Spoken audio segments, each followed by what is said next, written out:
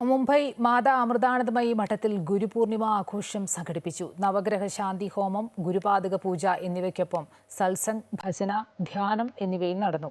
സമീപത്തെ സ്കൂളുകളിലെ നിർധനരായ 25 വിദ്യാർത്ഥികൾക്ക് സ്കോളർഷിപ്പുകൾ ചടങ്ങിൽ വിതരണം ചെയ്തു. മാതൃവാണി പ്രചാരണത്തിലെ വിജയികൾക്കുള്ള സമ്മാനങ്ങൾ നൽകി. കനത്ത മഴയിലും നിരവധി ഭക്തരാണ് ഗുരുപൂർണിമ ആഘോഷത്തിൽ പങ്കാളികളായത്.